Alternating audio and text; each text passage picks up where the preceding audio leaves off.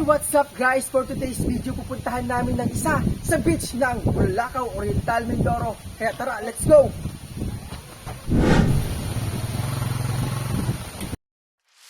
Yan, sinimulan na po namin magbiyahe. Halos 1 hour din po ang aming gagastusin sa oras bago po makarating sa beach ng Bulacau na yun. Kaya tara, samahan nyo kami magbiyahe. After 1 hour ng aming biyahe, nakarating na kami sa Atienza Resort Beach. Yan, okay guys, dito na tayo sa Atienza Resort Beach. Dito po sa Bulacau, Oriental, Mindoro. Samahan niyo po ako mag-tour. Tara, let's go!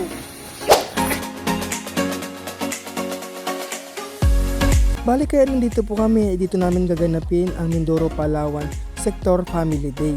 Kaya naman, kung nakikita nyo is malawak po yung lugar, kailangan po namin yan para mamaya sa aming team building. Pero habang hindi pa nagsisimula ang aming team building, panoorin nyo po muna kung gaano kalapad yung beach na yan.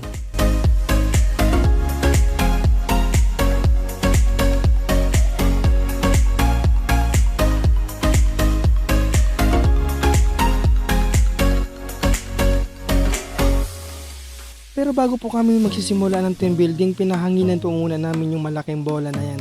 Yan po kasing gagamitin namin sa palaro mamaya.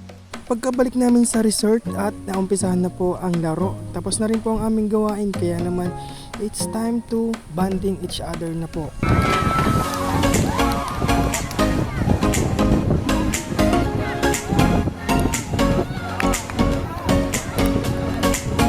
Sobrang saya nga ng palaro na yan kasi sobrang lakas ng hangin, mahirap sambutin at tabulin yung malaking bola na yan. Napapaling kasi po siya ng hangin.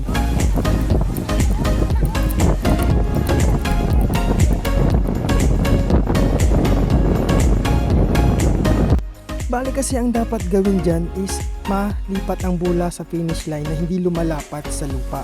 Kaya naman napakahirap niyan dahil nga sobrang lakas po ng hangin. Maririnig niyo naman po sa video ito.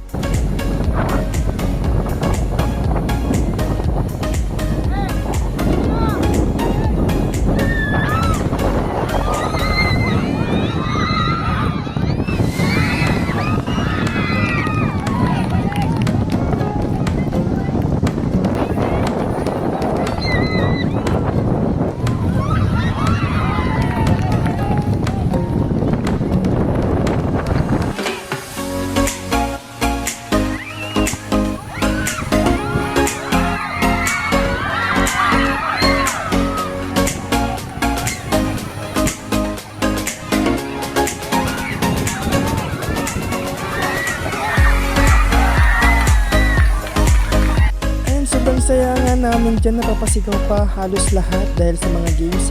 Next na games naman po namin is pasahan ng paper plate papunta sa likod at hanggang sa makabalik sa harapan.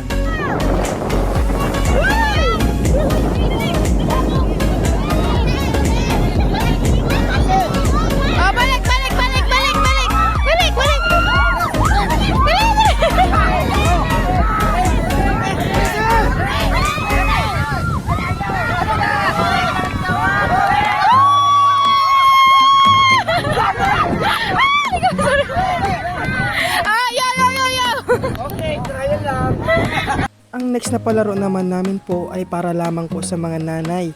Ang palarong ito sa pamamagitan ng manipis na pinggan ay kailangan mapuno ang kanilang bawat bote. Ayan po si nanay, pa chill lang.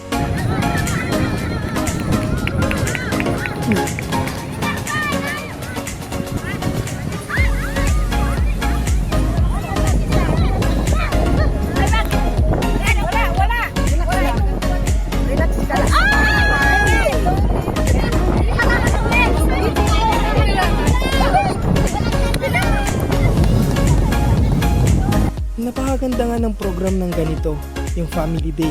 Yung tipong magbabanting kayong lahat, makakalimutan mo lahat ng problema mo. Huwag mo lang makakalimutan yung mga utang mo.